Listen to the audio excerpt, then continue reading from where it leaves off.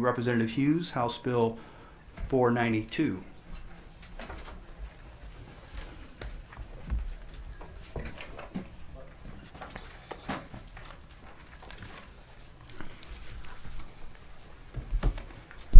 And good afternoon. Good afternoon, Mr. Chairman, members of the committee. Thank you so much, Mr. Chairman, for your graciousness in scheduling this, and members, I know it's been a long morning, so I will try to be as brief as possible, but this is a very important issue. I bring to you House Bill 492 in the name of victims, in the name of survivors of child sexual abuse. Mr. Chairman, I do have some amendments. I don't know if you want to put the bill in the proper posture, but whatever's your pleasure. Yes, let's go ahead and take up the amendments and put the bill into the posture that the author wants. So, Ms. Smith, can you go over those amendments? Thank you, Mr. Chairman. This is Amendment Set 2036. It's online, and I think it may be passed out right now. Amendments 1, 2, and 5 are all technical. Amendment 3 provides that there's no prescriptive period for actions against a person convicted of a crime against the child. And Amendment 4 deletes Section 2 of the bill, which provides for the revival of prescribed claims. And so what this will do, Okay. Go ahead. Mr. Thank you, Chairman, really briefly, this in essence will remove the retroactivity from the bill. It will also remove the 2-year look-back window. The insurance lobby had some concerns with the bill. I have spent the past 2 weeks working with them in good faith. These were amendments that we mutually agreed upon, and it is my understanding that their opposition to the bill has been removed. So the bill is purely prospective should these amendments be adopted. Sure. I'm going to go ahead and move that we adopt Amendment Set 2036. Oh, all right. Well, you do know the author wants to get them in the get that in the posture. Then we can talk about the bill, or do you? I think the author knows me. All right. You go ahead. You go ahead. I was trying to find out about under number 3. The crime is this new? Is that a new? Is there some limitation about bringing a criminal conviction against someone that has committed a crime against a child? So this is just mirroring the language from the criminal code and placing it into the civil statute. So That's what on I'm the criminal code. Yes. what I'm gathering is that there is a prescription period for someone who is convicted of a crime against a child currently. Correct. But if someone is with this amendment, and if this bill gets adopted, if someone is convicted of a crime against a child, it would not. Correct. This action would not prescribe. Yes, sir. So. Okay.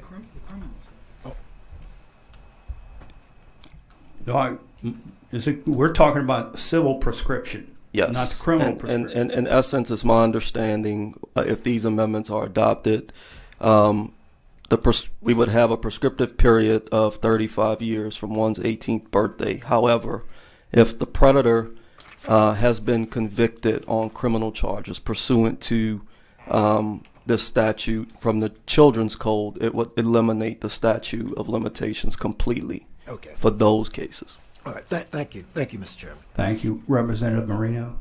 Right, and this bill doesn't touch the prescriptive period for the criminal offense. Correct. There still is a prescriptive period that this doesn't change at all. Correct. Thank you. All right, Representative Johnson. Yeah, we're still on the amendment. Yes. Okay, I'm sorry. I'll hold it to the bill. Okay. Representative Amadei. Thank you, Mr. Chair. I'm looking back at the amendment. Oh, sorry about that. Got it? Okay. Go ahead. I was looking back at the amendment, so I'm not sure if my question is on the amendment or the bill, but you can tell me. You mentioned that this would run from the child's 18th birthday forward. So it's from the date that the child is no longer a minor. It's not from the date of the offense or the most recent offense? Correct. In current law, The prescriptive period is 10 years from the victim's 18th birthday. Okay. Thank you. All right. Thank you. Thank you. All right, I'm going to go ahead, so move that we adopt Amendment Set 2036. Any objections to the adoption of those amendments? Seeing none, Amendment Set 2036 are hereby adopted. So, all right, so we got the bill in the posture of how you want it, so to present it to us. And right now, you touched on what the prescriptive period is, and clarify that again currently for, say, a child has been molested when they're 12. Sure. So right now, the current prescriptive period is 10 years following the victim's 18th birthday. So basically, until they reach 28 years old. Okay. And so you're asking to extend the prescriptive period for how long? Not talking about where there has been a conviction of a crime. So this would extend it to 35 years following the 18th birthday. And I do have some testimony that would clarify why I am proposing 35 years. So that's an additional 25 years. Yes, sir. Okay. All right. And Representative Freeman. Would you mind if I made the opening statement, Sure. Mr. Oh, I'm Chairman? sorry. Go ahead. No problem. Yeah, go ahead. So thank you again, Mr. Chairman, members of the committee. There is a worldwide epidemic of child sex abuse, with at least 1 in 5 girls and 1 in 13 boys sexually assaulted before they turn 18. Child sexual abuse is a social issue that occurs in all social groups and institutions. It occurs in families, religious groups, youth serving organizations, athletic institutions, etc., and it affects everybody involved in these groups. And importantly, these groups are not mutually exclusive. Individuals always inhabit multiple roles, simultaneously belonging to multiple social groups. The overwhelming majority of perpetrators of child sex abuse are someone the child knows, and most abuse occurs in the family setting. The trauma stemming from child sexual abuse is complex, and it's very individualized, and it impacts victims throughout their lifetimes. There is an overwhelming body of science exposing the ways in which the trauma of child sexual abuse during childhood impacts memory formation and the repression of memories. It is settled that PTSD, memory deficits, and complete disassociation are common coping mechanisms for child victims. Trauma is only one of the barriers preventing children from disclosing abuse. Among other barriers, children often lack the knowledge needed to recognize child sexual abuse. They lack the ability to articulate that they have been abused.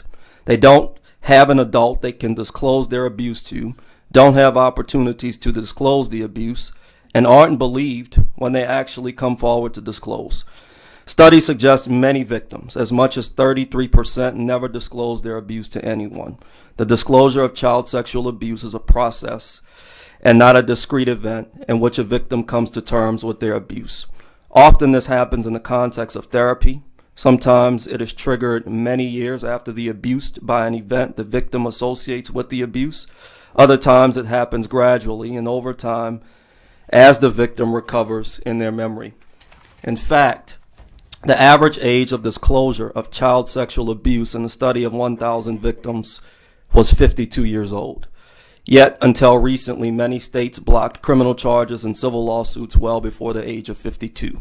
By the time most victims were ready to come forward, the courthouse doors were locked, shutting victims out of justice. Statute of limitations are judicial housekeeping rules, as we know. There are 3 compelling public purposes served by child sex abuse statute of limitation reforms. Number 1, statute of limitation reform identifies hidden child predators that allow the abuse to the public so children will not be abused in the future. 2, it shifts the cost of the abuse from the victims and society to those that actually caused it. And 3, it educates the public about the prevalence and harm from child sexual abuse to prevent future abuse. In closing, I will just say there is a vibrant national and global movement for statute of limitation reform with respect to victims of child sexual abuse. The trend is toward elimination of civil and criminal statute of limitations and the revival of expired civil claims, which we are not addressing any longer in this bill. As of April 2021, 31 states, including Louisiana, have introduced statute of limitation reform bills for child sexual abuse. Arizona, Colorado, and Kentucky already have new statute of limitation laws going into effect. This year, Louisiana is one of 25 states trying to extend or eliminate civil statute of limitations. There has been incredible progress across the nation, yet Louisiana has not made any changes to its short civil statute of limitations for child sexual abuse since 1993. In the United States, since 2002, 40 jurisdictions extended or eliminated their civil statute of limitations for child sexual abuse, and 21 jurisdictions revived expired claims. I think it's high time for Louisiana to join this movement. This bill is an opportunity for our state to reach the top for children of yesterday, today, and tomorrow. And with that, Mr. Chairman, I have Mr. Adams at the table, who, if you would indulge, would like to make a few comments. Sure. Thank you. And just introduce yourself and who you represent, anybody besides yourself. Sure. Thank you, Chairman Miller, members of the committee, and thank you all for this opportunity to speak with each of you this morning about this most important issue as it relates to victims of child sexual abuse. My name is James Adams, and I'm here in my own personal capacity as a 50-year-old lifelong resident of Louisiana, a father of four amazing kids, and a survivor of sexual abuse. The current Louisiana law is limiting the time that a victim of child sexual abuse has to take action against those who is responsible is shamefully obstructive to the healing process of victims. The case of a child who was sexually abused is very different from every other type of prescription under Louisiana law. We know that the majority of children who are sexually abused say nothing of their abuse. And as Representative Hughes has mentioned, those who do most often wait. They do so when they're much older. So much older, in fact, that the average age of a victim when they disclose the abuse is 52. That's the average age. And there are many reasons why someone might not say anything. And most of them revolve around the very real and deep feelings of shame and guilt that corrupt the mind and wounds the souls of the victims. I mean, just ponder this. Have you ever experienced the feeling of shame, of guilt, because of something that you've done? You know, when something terrible happens to a child, something like a child is raped or is otherwise violated in any sexual manner, they internalize it. They believe it's their fault. They're filled with the weight of guilt and shame. See, pedophiles will often look for a child that's already vulnerable, often because of some other situation that probably also isn't their fault. Maybe it's a difficult home life, absent or abusive parent, or it's just simply a scared little child. These are often the targets of a pedophile, and then they begin the grooming process. These are often the children who are sexually abused. Now, what reasonable person would expect a victim who's paralyzed with this guilt and shame to disclose their abuse according to some arbitrary deadline? But that's exactly what the current law does. In my experience, I was a 10-year-old in the 5th grade. I was the new kid in school, and I was shy and scared to death. In my case, my abuser was my parish priest. He did horrific things over a period of many months. And I remember thinking, surely this must be my fault. I mean, after all, he's an adult. He's a priest. I'm just a 10-year-old kid. And of course, I remember thinking that I'm the only one. I'm the only one this has happened to. Well, today, I'm 50 years old, and it's still very uncomfortable to speak about. I mean, I really don't want to talk about these awful things, and I'm quite certain that you guys don't want to hear about all these awful things. But if I could just speak to my 10-year-old self, if I could just say, this isn't your fault. You didn't do anything wrong. Don't be afraid. Go tell the police. Tell anyone who will listen. Tell them what happened. But when victims finally get the strength and the courage to talk about what happened, often they're too old. They're told, it's too late. Sorry. Good luck. I mean, that's an unreasonable position to put these victims in. I mean, the current prescription, do you think that it helps victims? Or does it help the pedophiles? I was in my 40s when my oldest child reached 10 years old. And that's when I could no longer hide some of the real effects of the abuse. I became withdrawn, deeply depressed. I didn't want anyone around my kids. I was distrustful of everyone. It was then that I sought help. I didn't know why these feelings of shame and guilt that I've become so familiar with over the years were suddenly stronger and more painful, and literally paralyzing, truly paralyzing. I came to recognize that these are merely the ripple effects of the abuse. It's woven its way deep into the fabric of my life and the life of my family now. To many around me, everything seemed normal. I was married. I have a beautiful family. I have a good job. I'm active in my Catholic faith, which was and continues to be a great struggle for me.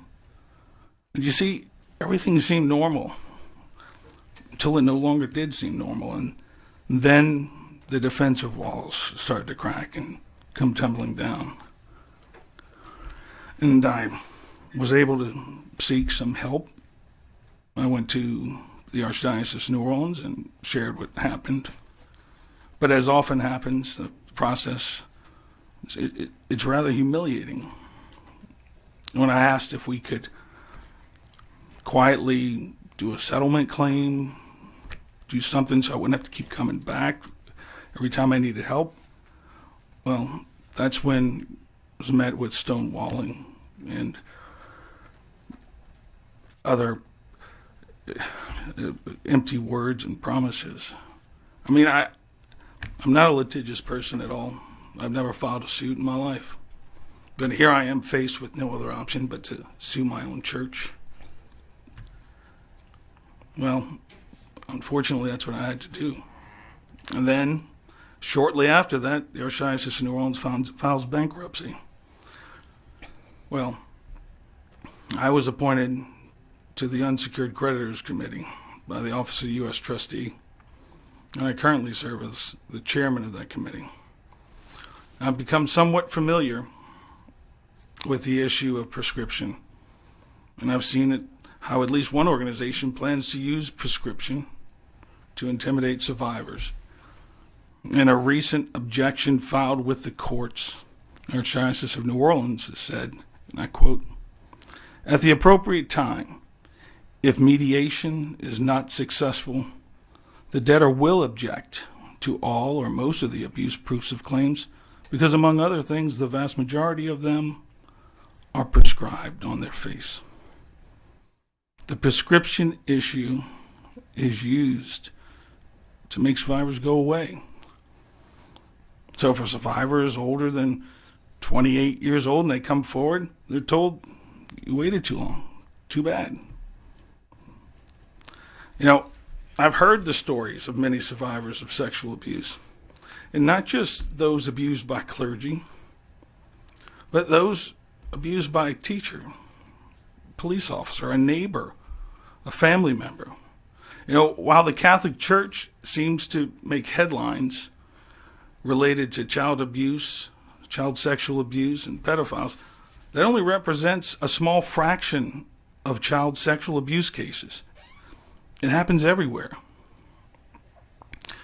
I mean, just look at Boy Scouts of America, any religious denomination, public schools, private schools, U.S. gymnastics, Penn State. The statistics tell us that 1 in 5 girls and 1 in 16 boys experience sexual abuse as a child. Well, just look around the chamber, look around the body of the House of Representatives. A colleague, a staff member, a friend. Well, certainly each of you have a constituent, have many constituents perhaps, that are victims of child sexual abuse. And they struggle just to survive. These are the individuals. These are the individuals who will be affected by this bill. They'll be affected directly by your vote on this bill.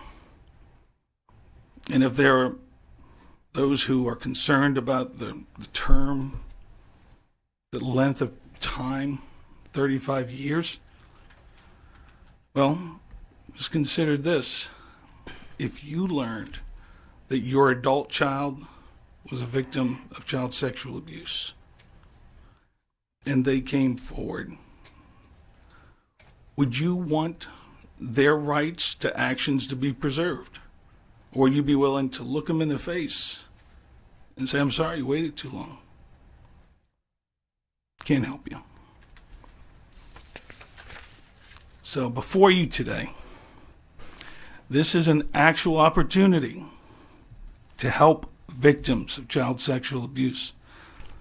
It's the opportunity to preserve a victim's right to action for when they are more likely to seek that right to action. I ask you, please, set aside the politics. Set aside the lobbying efforts. This issue at hand is crystal clear. There is no gray area. You will either vote to extend and protect the rights of child victim sexual abuse, or you will vote no and allow pedophiles and their enablers to the continued protection of an arbitrary deadline. To any reasonable person, this should be a no-brainer. This is not a partisan issue. All who share the fundamental belief in the dignity of the human person and the value of life, they must act to preserve these rights of the victims of child sexual abuse. Mr. Chairman, I thank you for your time. I thank you, committee members, for this consideration. And if you have Thank any you for your questions, courage and sharing your situation with us, your experience in being here. Representative Landry for a question. This is more of a statement.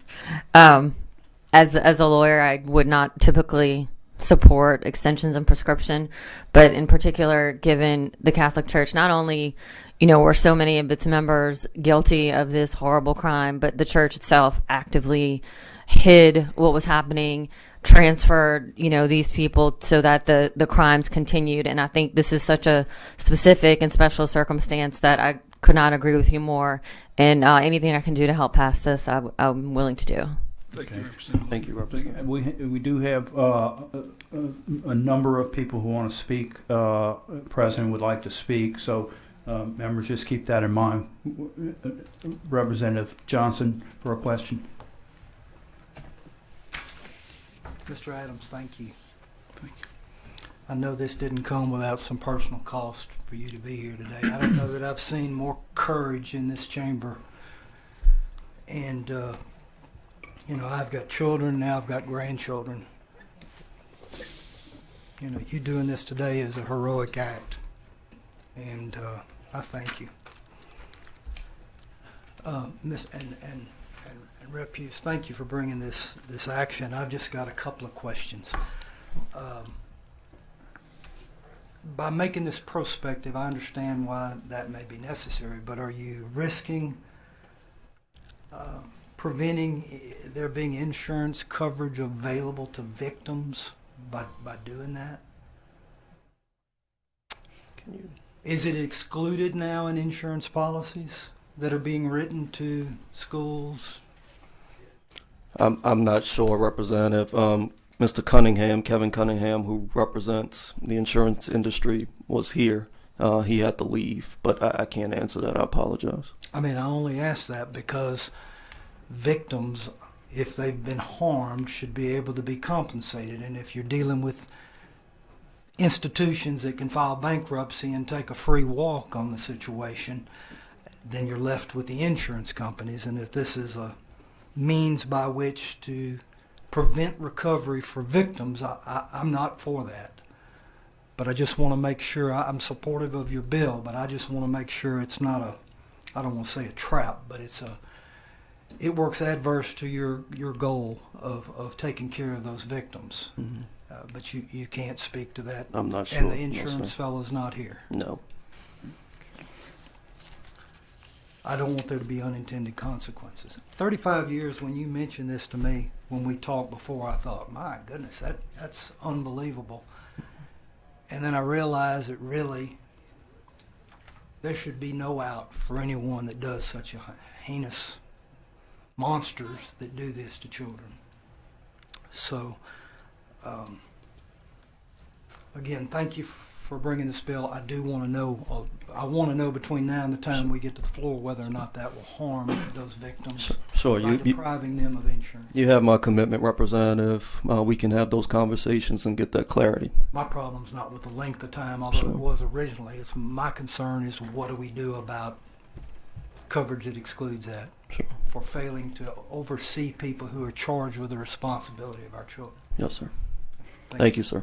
Thank you, Representative Johnson. Representative Marino for a question.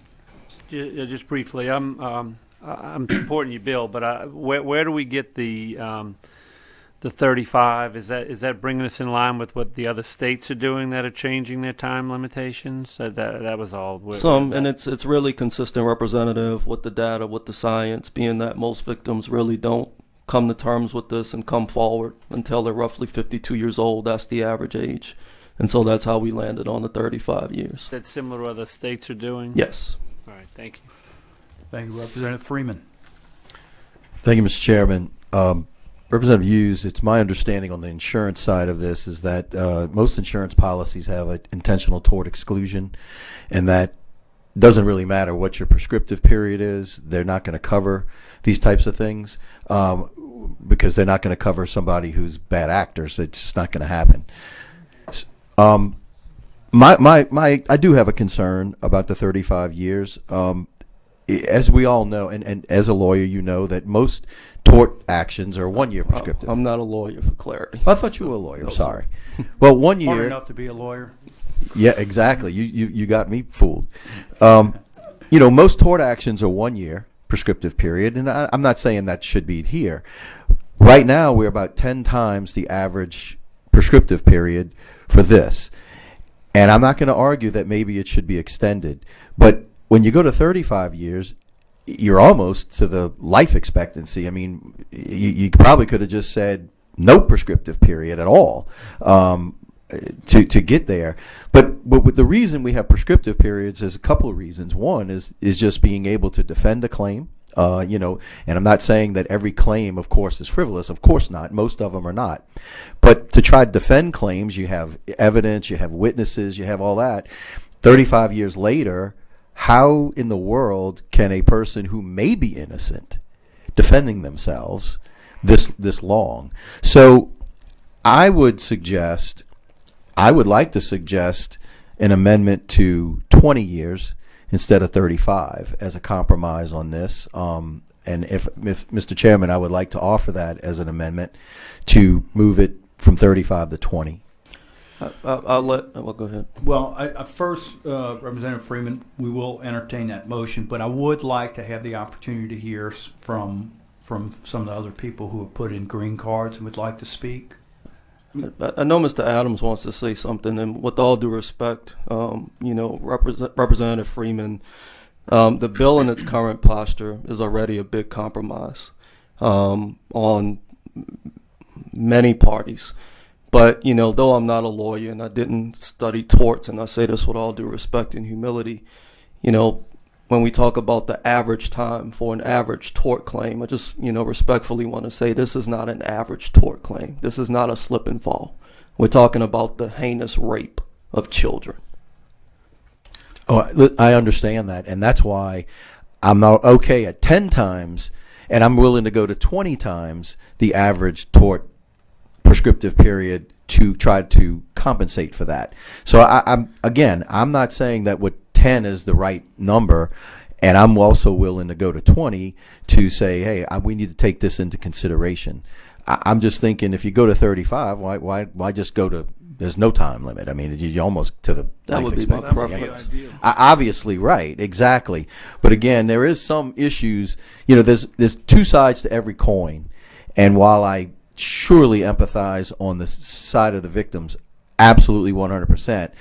There's also the other side. Sometimes, they may not be guilty, but you have to try to defend those kind of claims. And once you get there, 35 years out, witnesses, evidence, all that stuff that the court has to make a decision on may not even be in existence anymore. Representative Freeman, thank you for that suggestion, but there is already a requirement for mental health professionals to certify the claims. So this helps eliminate the frivolous claims. Representative, I can tell you assuredly, very few people are going to make this stuff up, are going to go to these lengths and put themselves out there. For what? Very few. You will know those people very quickly. Mental health professionals will certify. That's what's required now. It addresses that.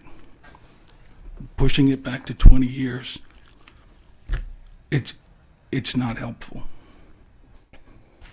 35 years, you're right, I agree. We should eliminate it all. This is a lifelong effect. The damages not only affect the individual victim, but it affects their families. It affects the parents of the victims who will later on discovering, I couldn't protect my kid. I didn't know about this. If they would have only told me. This is far-reaching. 20 years, that's not a solution. I ask you please reconsider that. All right. Thank you. Let's go ahead and hear from some of the other people who wanted to speak. And keep in mind, we've got a lot of cards that people want to speak. So, Thank you, Mr. Chairman. Jackie Berthelot, President, would like to speak, and Letitia Payton, if y'all wouldn't mind coming to the table and introducing yourselves, and then giving your statements.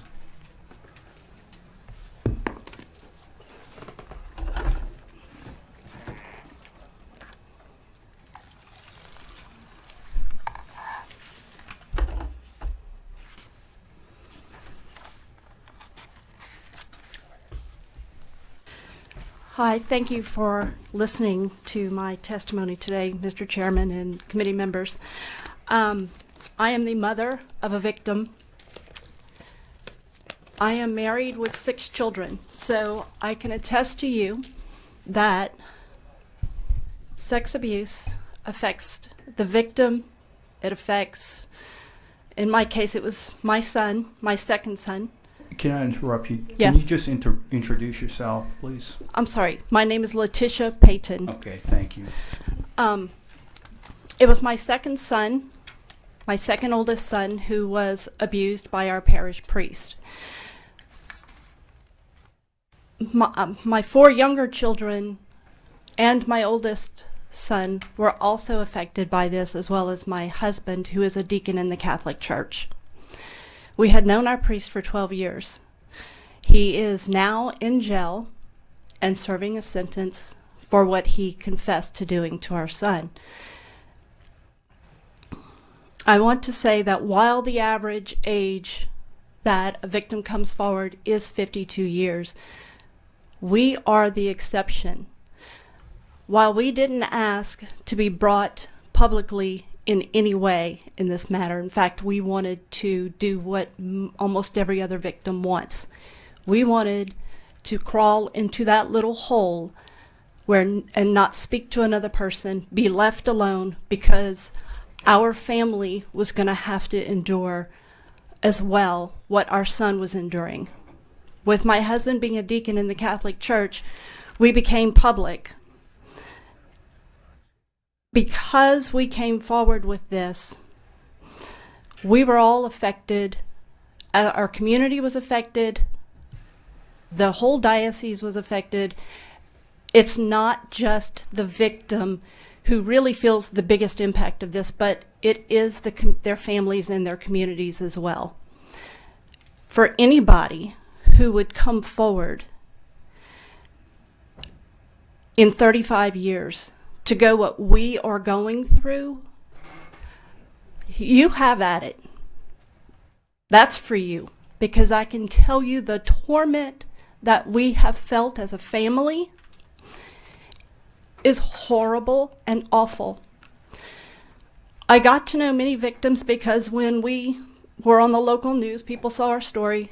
People heard my testimony that I was going to fight for my son. Many victims started calling and saying, I didn't have a mother who would stand by me and fight for me like you're doing with your son. Like you and your husband are doing. You're very outspoken. We didn't have that. Some of them, they didn't have it because the family members didn't believe them. Some of them didn't have it because they refused to tell their parents because they were so young, or their parents, at the point where they could tell their parents were now at the point of being elderly and did not want to subject their parents to what this would cause to them. So they kept silent. There are many, many, many victims whose stories are not being heard. These victims are they want to remain in the background. They want justice. They want the truth. And they just want to be heard. Many of them need counseling. They need to be able to be able to file these civil suits at the point where they are ready to do it. Not because some law says that in 5 years you should be able to do it. Many of them who were victims at age 16, they're not ready to do this by the time they're 28 or 38 even, maybe. Then you also have to factor in, if they're, let's just say, 35 and they're starting a brand new family, they're going to drag their wives, their young children, all into this mess when they're starting a very new family, new life maybe. They will probably come forward mostly when they feel their lives are more stable and they can get through what has been done to them. So I ask you, please, to pass this. It's very important to victims. It's very important to the ones who cannot be here, who cannot speak because of the tragedy that has been done to them. I am fortunate that I can be here on behalf of my son and on behalf of the victims who cannot speak for themselves. Thank you, Ms. Payton.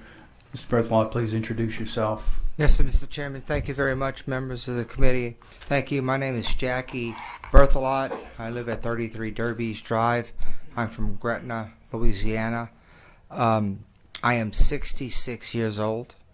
I am a survivor, not a survivor. I am a victim of clergy abuse as well. I attended St. Joseph's School in Gretna, kindergarten in 1959, and through 8th grade in 1968. Following that, I went to Archbishop Shaw High School, another Catholic high school near my grammar school, as a freshman in 68, and graduated in 1972. So I had a long time in Catholic education. I want to give you a little bit background because I think it might bring some of the perspective of why I couldn't come forward. And I'm 66 years old. I'm way past the average, I think, that we talked about earlier. My mother, who passed away about 2 years ago, volunteered and worked at St. Joseph's School for over 60 years to do whatever was needed at the school. She was a product of the 50s. I was born in 1954. My mother was. I had three other brothers that attended St. Joseph's as well, and my mother would room mother, work cafeteria, whatever it took for the school and for the church. My mother was a devout Catholic, a winner of the Order of St. Louis Medal given to her. I have pictures, but I won't show you those pictures, by Archbishop Amon, the Archbishop of New Orleans at this time. I was abused. I was an altar boy, a fourth grade. We had a charismatic priest come through our parish, and recruiting altar boys to serve mass and serve weddings, and back in those days it was customary for a wedding you would get a $10 tip or something to go along with that. I lived on 9th Street in Gretna. My grandfather bought that home in 1920, and the church is on 6th Street, so we're only talking about just a few blocks. So it's very easy for me to be called to come over to serve a wedding and pick up $10. In those days, that was a good amount of money to have in your pocket. Little did I know that I was being reeled in by a pedophile who I think when a lot of this comes to light will be seen as one of the worst pedophiles that maybe this country has ever seen. He's been defrocked many, many years. Although he was a pedophile, he was actually promoted to Monsignor, and even after the Archdiocese of New Orleans filed for bankruptcy, they did give him a 60th anniversary party, which I thought was outrageous.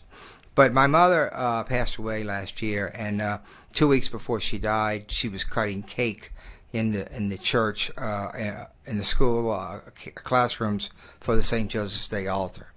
On my father's side was Stanley J. Ott.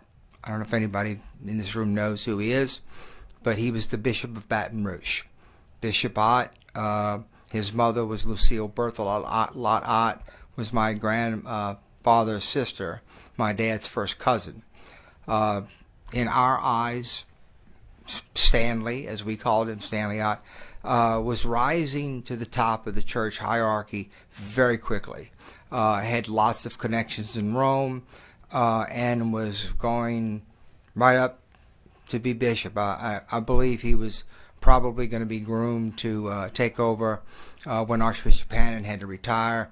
Unfortunately for Bishop Ott, he passed away. He was diagnosed with pancreatic cancer at 56 years old, and as Bishop of Baton Rouge, and is buried here in Baton Rouge, in the cathedral in Baton Rouge. I am also, although I am a councilman, I'm an elected official, just like you all are. I've run for office. I've been elected 3 times to serve my community, my constituents. It took me 50 years to admit to anyone what happened to me, because not only was it happening at the church, I was offered parties to go to Notre Dame Seminary, swim parties after Mass or after weddings, where other potential priests or students at the seminary would take part. And other friends came with me. I wasn't alone. In some cases, there were 5 or maybe less that went. I'm not from a wealthy family, although I have a college degree. I did well in my life. I spent 40 years in the pharmaceutical business. Thankful to my education in Catholic school. I identify as a Catholic still. And with Shaw, along with a federal judge and other alumni of that school, we still raise money for scholarships to put kids in those schools. We gave 2 scholarships away 2 weeks ago to children that could not afford to go but wanted to go to a Catholic school. So although I have my history with my abuse, I still participate in as much as I can, not only to help kids go to Catholic schools, but to thrive there and move on. Mr. Berthelot, first I want to appreciate the fact that you had the courage to be here, but we've got a lot of witnesses, and we want to try to, condense it into your experience and how it relates to this legislation, because we have to go on the floor at 2:00, and I want to try to at least get through this bill. I'd love to be able to get to Representative Larberdane's bill. So I understand. We want to talk about a lot of things, but we do have a lot of witnesses that want to testify. Sure. So if we can all, because I really don't want to have to impose a 3-minute rule on such a important subject. Right. So I'll get right to it. Thank you, Mr. Thank Chairman. you. I'm sorry. And so my point is, I just want to say that I suppressed this for a long, long time, and until I was approached by some classmates to bring my situation out, I was the person who had to withdraw from family functions, Thanksgiving, Christmas, whatever. To this very day, I don't attend anything like that. I have cried many times alone in my room, wherever I was on business, that these feelings of what I was reliving in my mind were just too overwhelming. I approached the Archdiocese of New Orleans about some therapy. I didn't really get much back from them, so I approached 2 Baptist ministers that have churches in Gretna that are now counseling me and helping me figure this out, because even at my age, I don't understand some of the stuff that happened and why it was suppressed over these years. I am in favor of the 35-year plan as well, because as it was said earlier, these things, when you're in our situation, you suppress them, and then you get married or your life changes for some reason, and they're there and they come back. And as I told one of the attorneys that I spoke with, and I'm not really big into suing anybody, but this is the thief that keeps on stealing. And the time period, yes, it might as well be for life. Because I'm going to tell you, no matter how this ends with this bankruptcy with the church, it won't end with me. I will remember this for the rest of my life. And I will deal with these feelings and emotions I have, and hopefully with the help of the counseling I'm receiving now from these 2 wonderful ministers that I know Councilman Marino knows as well, but I won't mention their names today. I feel better about my life today at 66 than I did at 56. So I urge you to consider the 35-year rule or proposal.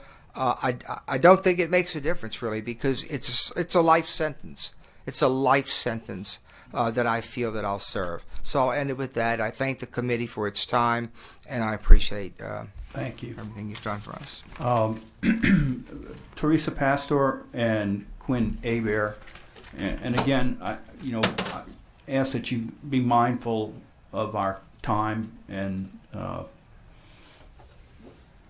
introduce yourselves and go ahead. Thank you for allowing us the opportunity. Sure. My name is Teresa Pastor. I'm from Lafayette, Louisiana. I'm not involved or associated with any organization of any sorts. I'm a mother of 5 children, a victim of child sex abuse, and the mother of children who are also victims of child sex abuse. So I just want to briefly share my story. 38 years ago, when I was 4 years old, an adult family member sexually assaulted me. Immediately after the assault, I let my mother and grandmother know about the incident, but it was dismissed because they didn't think that it was possible that it had happened. They explained to me that I must have misunderstood the context of the interaction. I was left very vulnerable and terrified of this family member.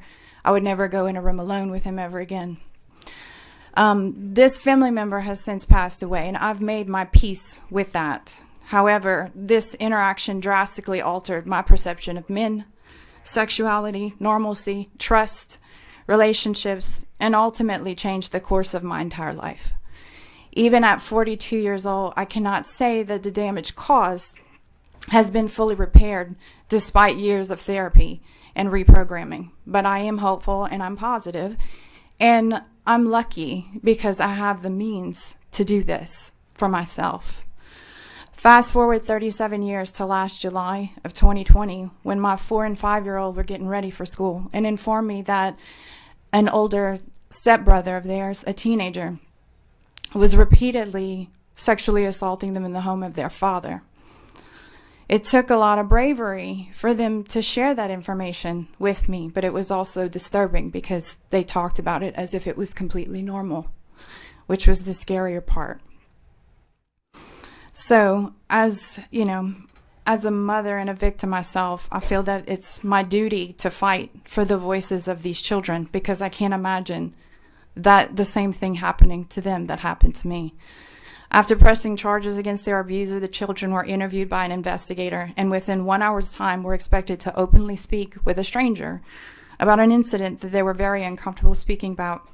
They were also required to answer questions that they didn't entirely understand for their age range. Their abuser was allowed to refuse an interview for the investigation. Since then, I have fought to have them removed from that environment with no success, and their father and stepmother have done everything in their power to sabotage the investigation, the children's counseling, custody, and my career. After a year of waiting, the DA has finally only reviewed one of my children's interviews and has thus far concluded that it appears that the children may have been coached because of response to one question that my 4-year-old daughter likely did not understand. And although the case has not been closed or dismissed, there is a big chance that there will be no justice for my children and that they will have to continue to live in an environment with their abuser. Although it's only one piece of the system that likely needs revision, I pray that the statute of limitations is extended so that my children and children like them can have future justice whenever they're ready to speak up and stand up for themselves. And I do agree that 35 years probably isn't enough. But Representative Freeman, in all due respect, even if we don't have proof, even if everything has been dissolved, give us a shot. Give us a shot to speak our voice, to try to have closure, to try to make right what's wrong. But regardless, just give us a shot to speak. I'm 42 years old, and this is the first time that I'm openly speaking about the sexual abuse that happened to me as a child. The only reason I'm here today is for my kids, and they know that I'm here. They're 5 and 6 years old now.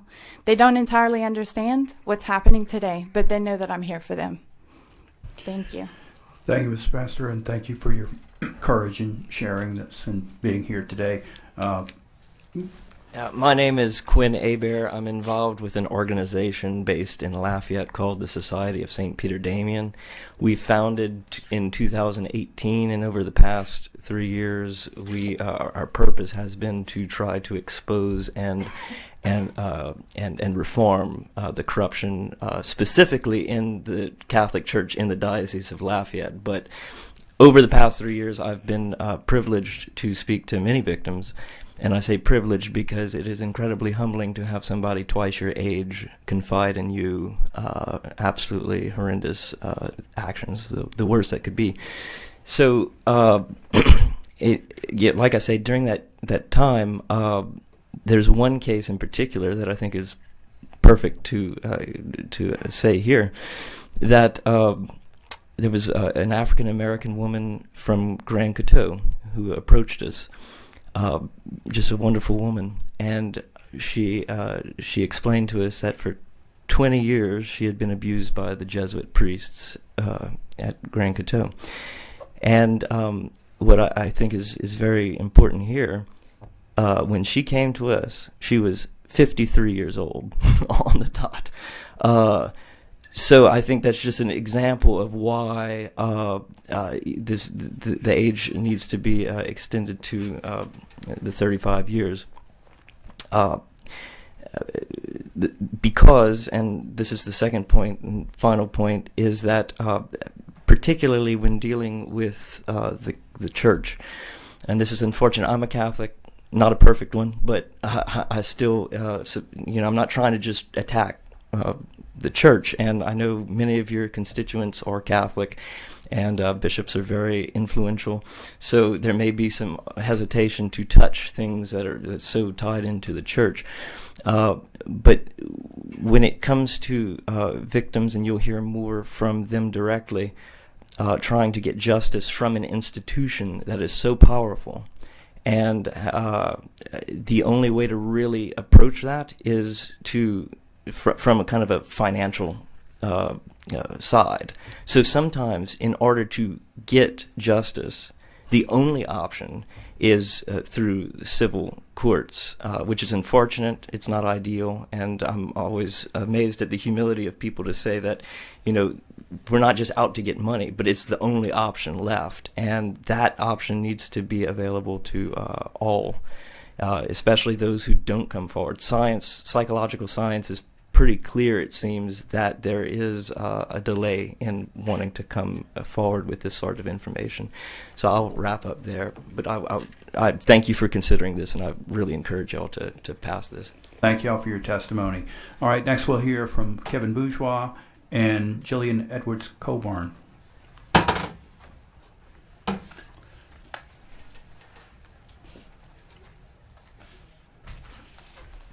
Good afternoon, and just introduce yourself. Hi, my name is Jillian Edwards Coburn. I am originally born and raised in Opelousas, Louisiana. Grew up in Lafayette, Louisiana. Attended Cathedral Carmel. Graduated from St. Thomas More and graduated from University of Louisiana Lafayette. I currently live in Lago Vista, Texas, as my husband had been displaced for the military and for other reasons. I'm an activist. I'm a published writer, and I advocate for women in abusive relationships and with women who have experienced abuse. I am speaking on behalf of 3 individuals. And to touch upon a case, I would like to speak on a woman named Cassandra Malbrough. She is now 53 years old. She writes she was 11 years old when a man raped her, and she told her mother, and she never believed her. Again, she was raped at age 13, raped for 6 months, and her mother still did not believe her. There was no justice. She traveled for 47 states in her life. As her entire life, she was told she would just lay on her back, and that's all she could do, from her own mother. She would like to begin healing. She states that it was not for Jesus and his grace, love, and mercy, and myself, who advocates for women like myself, who I am a victim. She apologized she isn't here as she does not have the means. She would like to find peace, and she hates where she currently is in her life.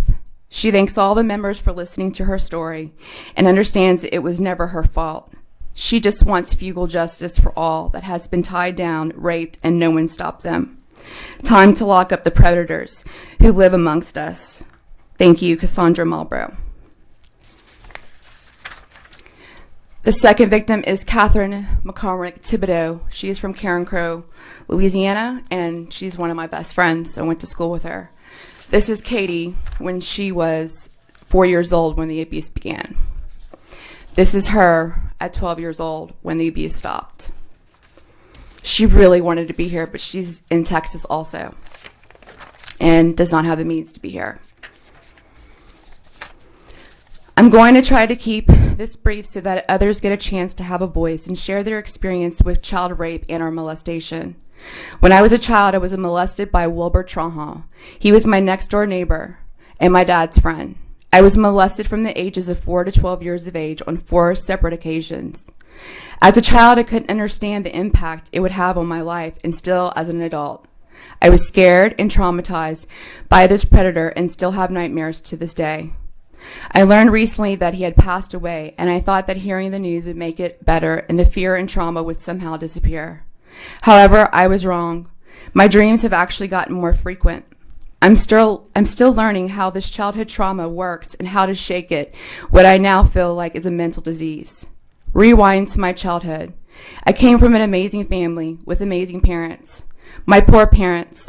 I can't imagine what my parents had to endure learning of what had happened to me and now realizing that they had a damaged child who would forever be different from their siblings. I'm sure they were grateful to finally be able to understand why I was the way that I was. As a child, I had horrible outbursts and would throw and break things, not realizing the frustrations of the secrets I held in for many years. As long as I could remember, I had been suicidal and always wanted to die. I begged God every single day and night before I went to bed to please let me die in my sleep and please don't make me live through another day. I started keeping a journal and would randomly write in it, maybe once in a while or even once a month.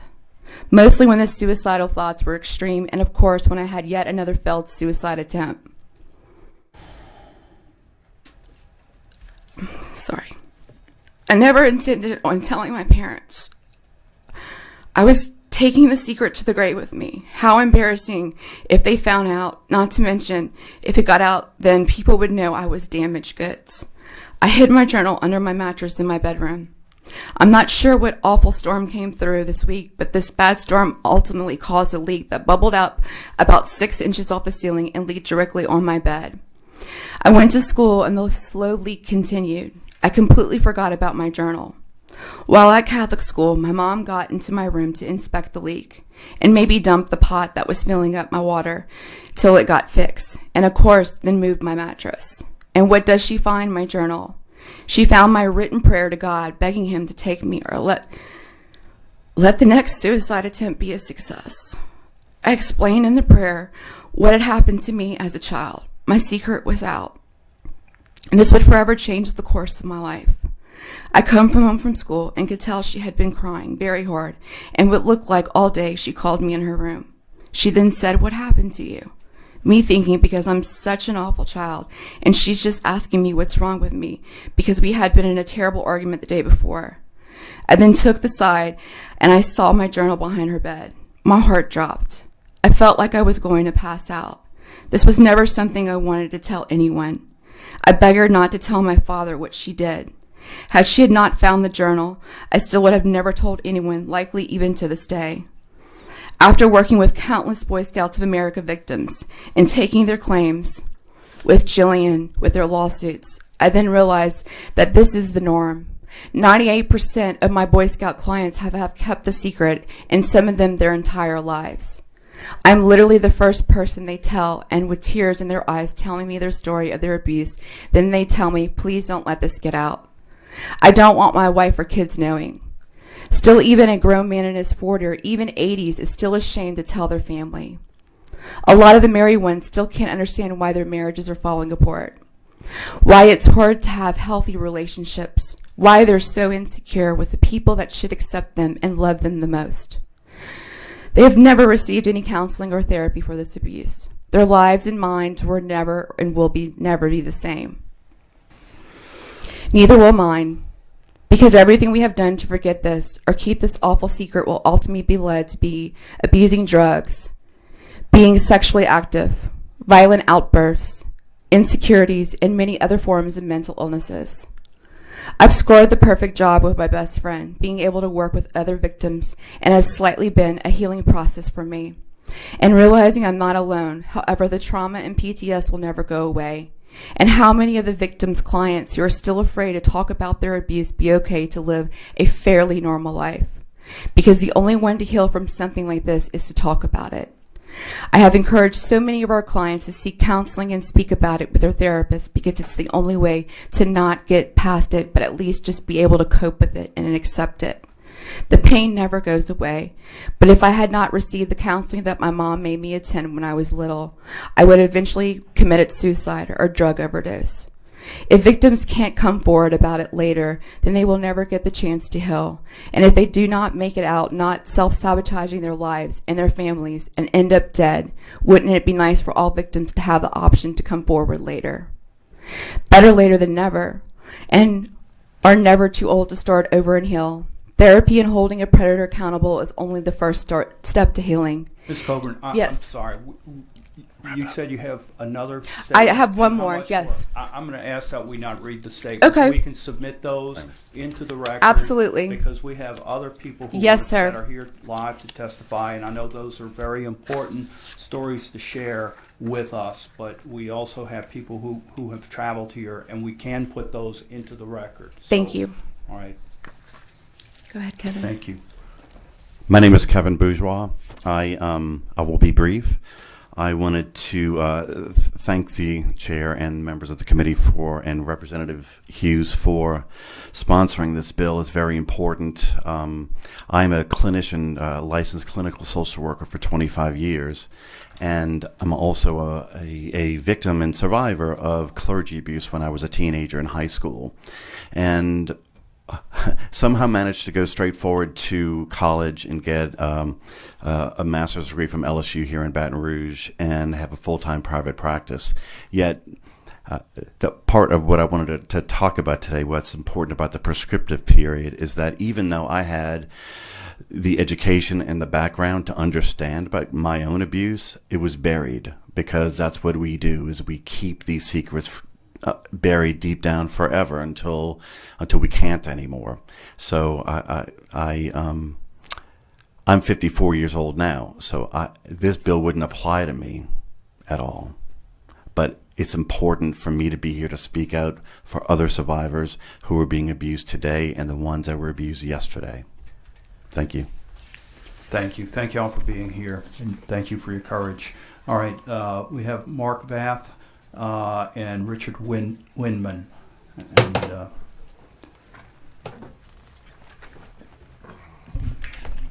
good afternoon, and just identify yourselves. And again, keep in mind that we are limited in our time. So. Okay.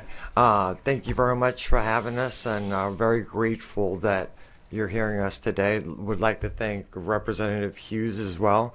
My name is Richard Windman. I'm the president of SCSA, Survivors Network of the. Survivors of Childhood Sex Abuse. I am a victim and survivor myself. I was molested by the Boy Scouts and later on by a policeman. His name was Stanley Burkhart, and he was actually the commander of the pedophile unit. And I don't like to say molestation. Well, what it was is rape, sodomy. I can tell you that that after Stanley Burkhart was caught and went to jail, I actually went forward to the police department to report it to two different officers, and one hung up, told me no, don't call back. The other one actively discouraged me from saying anything. So if you can imagine, when you have a parent that tells you as a youngster, if I ever catch you messing around with a man, you're in trouble, and then your perpetrator telling you that nobody's going to believe you, and if they do, you're going to be in trouble. And, you know, the perpetrator is corroborated what your mother basically said. I can tell you that victims and survivors, they live a life of hell, of absolute hell. They all have PTSD. They all, and this is without exception, depression. Some of them have dissociative disorder as well. What they do is they don't have any support. They may not even want to talk to a counselor. So they self-medicate with alcohol and drugs. They also partake in risky behaviors as well. I came forward when I was 52. So to just address Representative Freeman's amendment, I wouldn't support that. The reason is because I've been doing the advocacy work for almost 10 years now, and I read a lot of research papers. I talk to mental health professionals in the field, but everybody agrees that it's late 40s, early 50s, with the average being 52, like myself. I haven't seen such papers or any professional opinions to suggest that 20 years is the area where they come forward. And with that, thank you very much. I'm very grateful for you hearing me today. Thank you. Thank you for your courage for being here. Thank you. My name is Mark Vath, and thank you, Representative Hughes Committee and Mr. Chair. Quick story, I would have liked to address Representative Freeman as well. I come from a highly Catholic family who had a bishop. One of my uncles was a bishop. And on a Sunday afternoon, we would have 2 Catholic priests, a couple of bishops, the district attorney of New Orleans at the house. But I'd like to tell Representative Freeman that if I would have come forward at age 15 and told my family that I had been molested by a priest, I would have been sent to the mental hospital until the age of 18, or to an exorcism to get the demon out of me. So I lived with it. I lived a dissociated life. I'm unavailable in the present moment hardly at all. I'm unavailable mentally and emotionally a lot. I didn't have these memories until I was 50. And they came about as the result of family members finally sharing secrets that they had hidden for decades from my generation. That was just what they did back then. So the prescriptive period, yeah, I'll go along with Representative Freeman saying there should be none. But will take 35 years, and I thank you for hearing us today. Thank you. Thank you for your courage for being here and your testimony. All right. I think that's all the cards of people wanting to speak. We do have a motion by Representative Freeman for an amendment to change. Okay. As soon as we get people.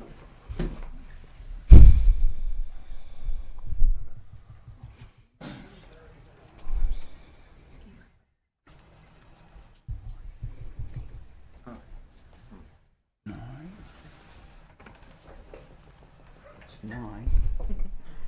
1, 2, 3, 4, 10. Okay. All right. We have an amendment by Representative Freeman. And if Ms. Smith would just touch on the amendment, where it would go in the bill and or the current amendments that have already been adopted. Okay, so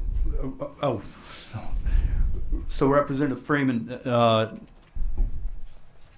where we're gonna, your amendment is to change the term from 35 years on page 11, page 1, line 11 to 20 years. And I believe that's the only spot in the bill where the claim is, where the time period is. Ernie, any discussion on the amendment? Is there an objection? See an objection from Representative Jenkins. You want to speak on to your objection? All right. I think we all know what the amendment is. Ms. Sanders, call the roll. If you're agreeing with Representative Freeman's amendment, you're changing the bill to extend the prescription to 20 years as opposed to 35 years. So Ms. Sanders. Representative Amade, Representative Robbie Carter, Representative Wilford Carter, Representative Eccles, Representative Emerson, no. Representative Freeman, yes. Representative Hodges, Representative Jefferson, Representative Jenkins, no. Representative Johnson, no. Representative Landry, no. Representative Larvadane, no. Representative Marino, no. Representative Muscarello, no. Representative Nelson, no. Representative Presley, Representative Seaball, yes. 2 yeas, 8 nays. Okay, with that, that amendment fails. Representative Freeman. Thank you, Mr. Chairman. In light of this failing amendment, I'd like to make another amendment to this bill. I'd like to remove the prescriptive period altogether and have no prescriptive period on this cause of action.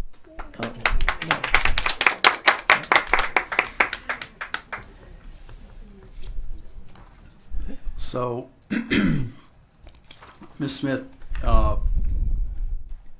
can we discuss what amendment we would have to delete to accomplish that? Okay, so what we would do is, so page 1, line 11, where it says is subject to a limited prescriptive period of 35 years, we would change that to is not subject to prescription. We would delete line 12 and 13. We would delete majority. On line 14, we delete the word majority. And then lines 15 and 16, we would delete that last sentence. Okay. And of course, it would still be prospective only, correct? Chairman, am I allowed to comment? I don't know if I'm... Yeah. All right. So, yes, go ahead and Representative Freeman speak on your proposed amendment. Thank you, Mr. Chairman. Obviously, I thought we needed to have some limitation on this. I think 35 years is just, I thought it was too much. And that's why I said, if you're going to make it 35 years, why don't we just take it completely off? Because I think 35 years almost to me seems a little bit arbitrary in a sense, although I understood the 52, 53. So I think if we're not going to have a real limitation, which I think 20 would probably be a real limitation, and 35 doesn't help this gentleman who testified because he was well past the 35 years, just take it all the way off. And let's have no liberative prescription. I mean, I don't see the need for it at 35 years. 20 makes sense, but the committee said they don't like the 20, and I respect that vote. So if that's not the case, let's just take it off and let everyone who has a claim, like this gentleman, would not have been protected under 35 anyway. Let's remove it. Thank you, Representative Freeman.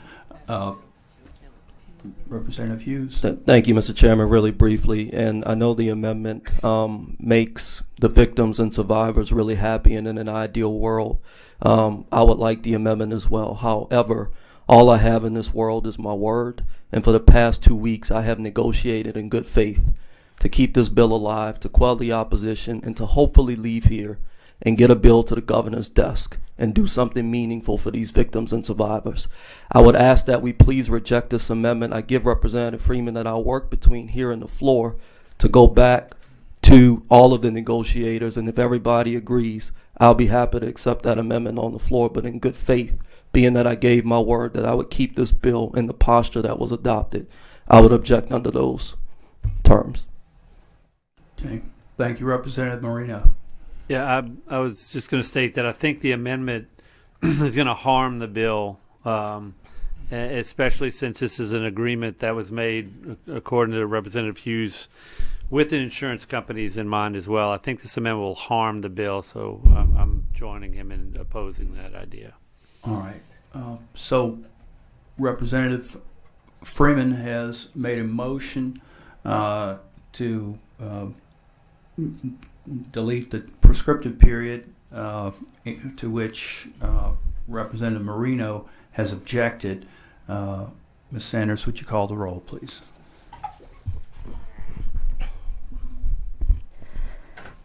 Representative Amade, Representative Robbie Carter, Representative Wilford Carter, Representative Eccles, Representative Emerson? No. Representative Freeman? Yes. Yes. Representative Hodges? Representative Jefferson? Representative Jenkins? No. Representative Johnson? No. Representative Landry? No. Representative Larvadane? No. Representative Marino? No. Representative Muscarello? Yes. Representative Nelson? No. Representative Presley? Representative Seaball? Yes. 3 yeas, 7 nays. With that, that amendment fails. All right. I think that's all questions? The board is clear. You make, let me just read the cards remaining. President will provide information if requested in support. Morgan Lamondre, sexual trauma awareness and response. Not wishing to speak, President in support. Gabriela Perez. Not wishing to speak, present and in support. Desiree Charbonnet. Not wishing to speak, present and in support. Ryan Haney, Haney and Associates. Not wishing to speak, present and in support. Susan East Nelson, Louisiana Partnership for Children and Families. Not wishing to speak, present and in support. John Danina. Not wishing to speak, present and in support. Peter Robbins Brown, Louisiana Progress Action. And not wishing to speak, present and in opposition. Tom Costanza for Louisiana Conference of Catholic Bishops. So, Representative Hughes, you can go ahead and close on your bill. Mr. Chairman, first let me thank you, as always, for your graciousness and for being such a statesman, and to each and every member of this committee, thank you so much for your attentiveness this morning. I can tell you several months ago I had no intent of bringing such a bill. In fact, I had my 5 bills pretty much identified, but when victims and survivors started reaching out to me, I felt I had an obligation to carry their voice. I can tell you this has been mentally taxing for me, hearing their stories and negotiating this bill over the past several weeks. So I could only imagine the trauma as victims that they are facing. Again, this bill is brought on behalf of victims and survivors. I thank you again for listening to their testimony, and I would ask for your favorable passage. Thank you, Representative Hughes. Representative Jenkins has moved to report House Bill 492 with amendments.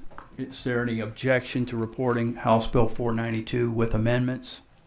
Seeing none, House Bill 492 is reported with amendments. Thank you, members. Thank you.